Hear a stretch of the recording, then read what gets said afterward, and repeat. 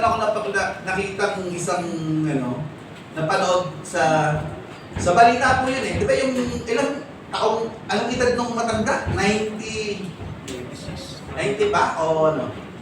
Matanda na siya eh. So, hindi lang pinayagan yung anak, binugbog ng anak. Grabe yung, parang nakakagigil. So, balik.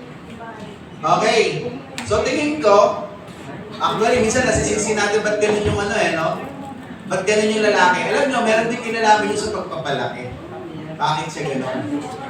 Kasi kung ano yung ginagawa ng inyong mga anak sa paglaki, yun yung magiging makikita po nila. Tingin ko, bakit violent din yun? Baka may kinalaman din sa kanyang, nakita sa kanyang ama. Kaya napakahalaga na yung mga tatay, kayo po ay leader ng inyong pamilya, kayo po ang poprotekta sa inyong pamilya, kayo po ang halimbawa na dapat makita ng inyong pamilya. At kapag ginawa niyo po ito, gaya ng nung talata natin binasa, na huwag natin kalimutan yung salita ng Diyos, ang pangunahing pang-equip po natin, pang-train po natin, ituturo natin sa mga anak yung salita po ng Diyos. Kapag ginawa po natin yan, magiging tama yung kanyang buhay, magiging tama yung kanyang pananaw, magiging tama yung kanyang ugali, magiging mabuting bata siya sa kanyang paglaki. At sasabihin ko po sa inyo, sa paglaki ng inyong anak, may pagmamalaki niya kayo at may pagmamalaki mo siya sa harap ng tao. Pagpalain po tayo ng ating Diyos sa mga ama ng tahanan. Tayo po ay may responsibilidad na dapat gampanan. Huwag po nating hayaan po yan. Huwag nating baliwalain kasi may epekto po yan kung paano magiging ang ugali ng ating mga anak. May epekto po yan sa future ng inyo po magiging anak. At sa lahat ng mga ama sa umagang ito, God bless you po at Happy Father's Day.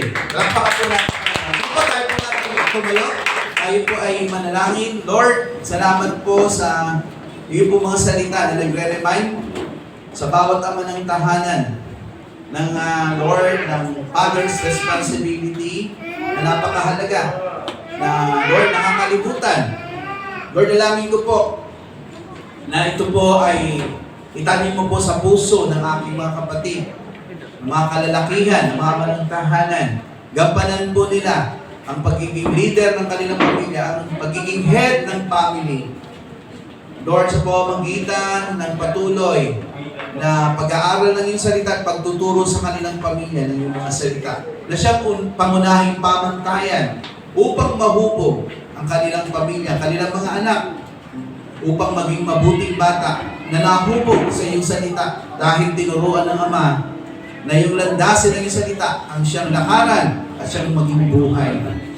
Tulungan mo po ang bawat ama ng tahanan na, Lord, gampanan ang kanilang mga tungkulin. At bigyan mo po sila ng sapat na kakayahan, Panginoon. Yun naman po mga nanay ng tahanan. Tulungan ang mga ama na magampanan yung pagiging leader ng tahanan. Yung pagiging Lord, head ng kanilang pamilya. Upang umangkop, Panginoon, yung bawat pamilya. Yung Lord, yung pamantayan ng bawat pamilya na nakaangkop sa pamantayan ng iyong salita. I-bless mo po ang mga ama ng tahanan. Patuloy, Lord, na maging good example sa kanilang pamilya. Lord, patuloy na ikaw po yung magpala. At dalangin ko po, ikaw po yung manguna at humubog din po sa kanila. Maraming salamat po sa iyong salita sa umaga po ito. Sa pangalan namin, Panginoon Jesus. Amen. Amen.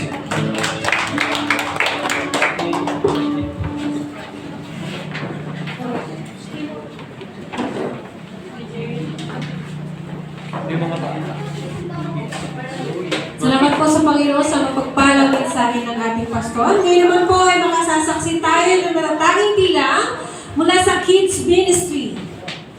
Sige ba, punta na po tayo sa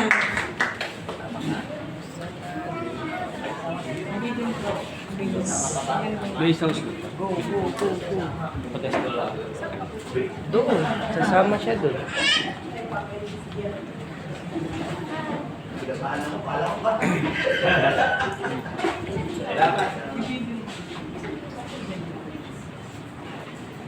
Yan.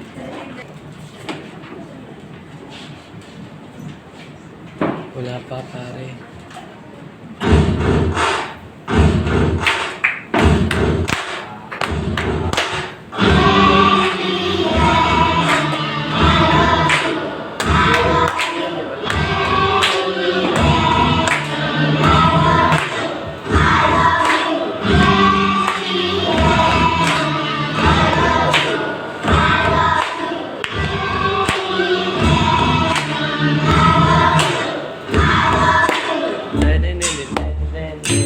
You know? Ano ba?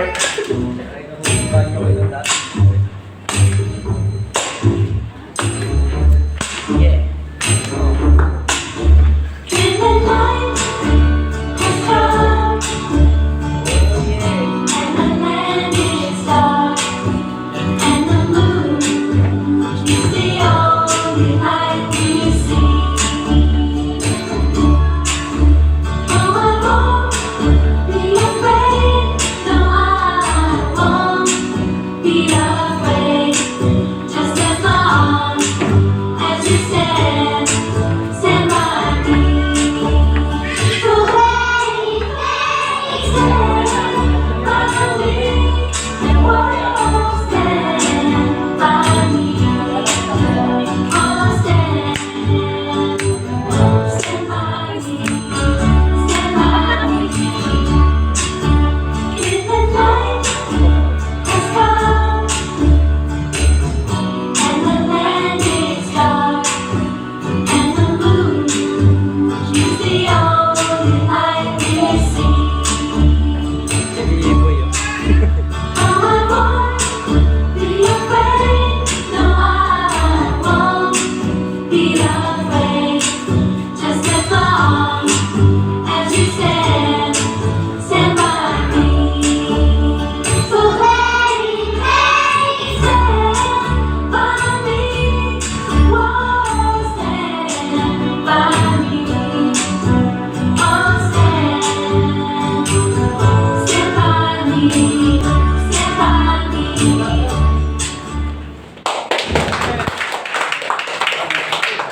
Tapos na. Yay! Meron pa? Bilis.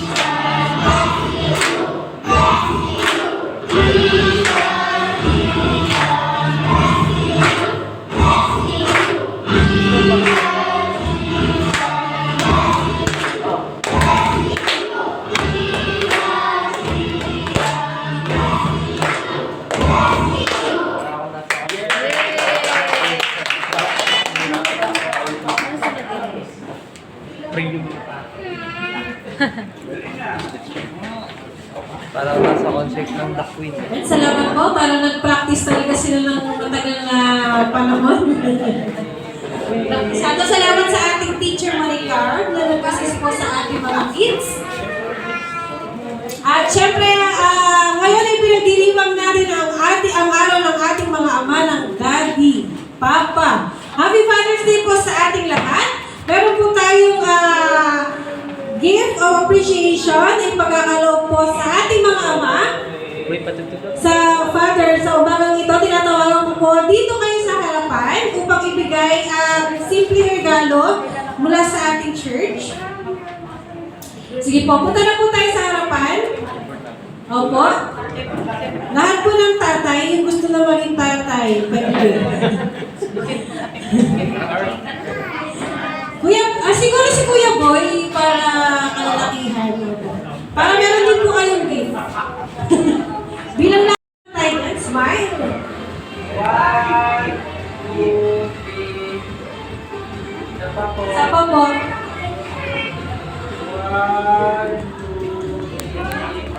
3. Yan, walking po, walking. 1, 2, 3.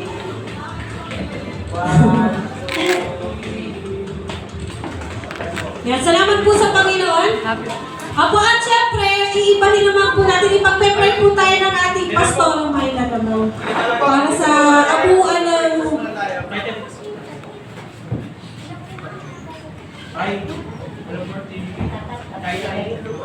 Sige po, tayo pong lahat ay tumayo.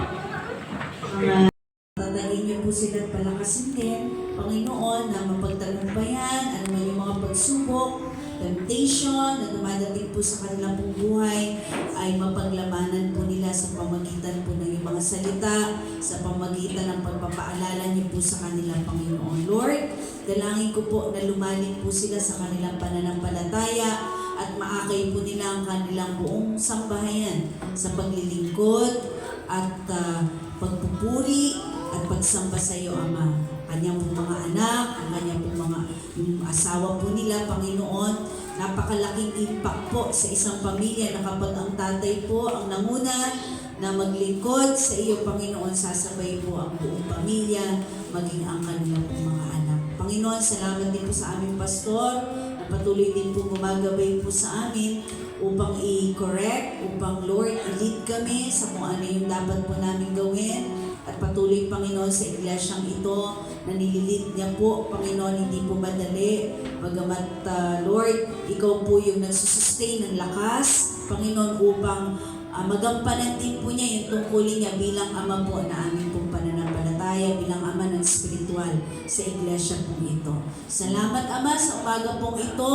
Patuloy na i-bless niyo po ang mga tatay sa lahat po na aspeto ng kanilang buhay. Panginoon, ilayo sa anumang kapahamakan, ilayo sa anumang sakit, Panginoon. At Lord, I pray, Panginoon, na patuloy sila, Panginoon, lumago sa kanilang pagkakilala po sa iyo, Ama. Salamat po sa iyo pong papuri, pagluwalhati, pagdakil at pagsamba sa pangalan ni Jesus. Ang lahat po ng Ama, anak, mga nanay, magsabi ng Amen.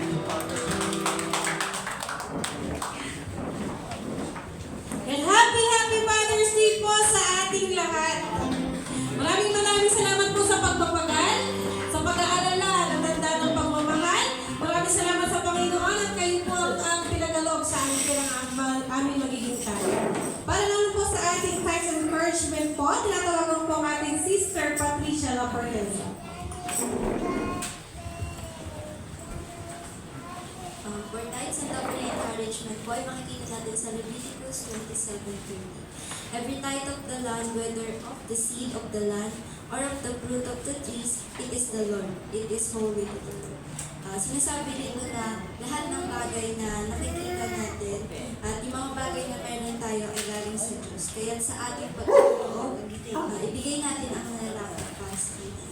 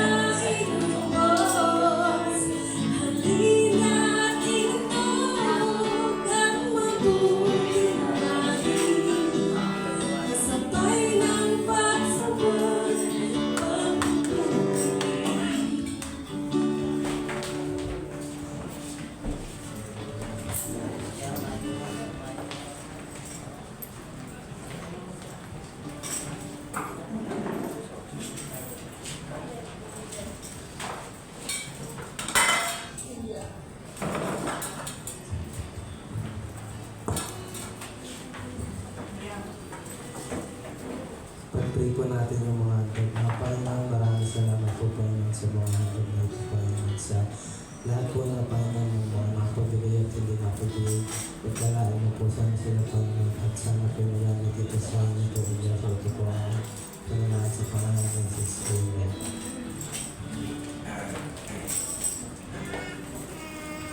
Salamat po sa Panginoon at ngayon po ay nadako tayo sa gawain ng finance ang 5 piso mula sa ating puso. Natuloy nga po nakatutulong sa mga expenses at sa anumang pinagkakagastusan ng ating church.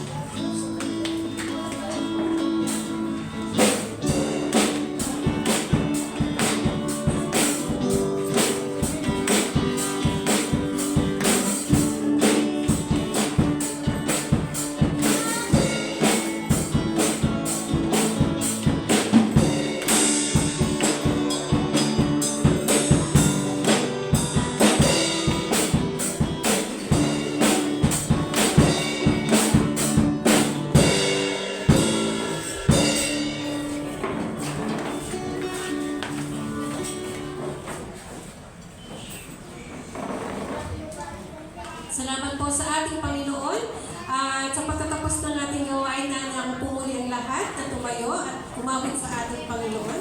Salve na Lord.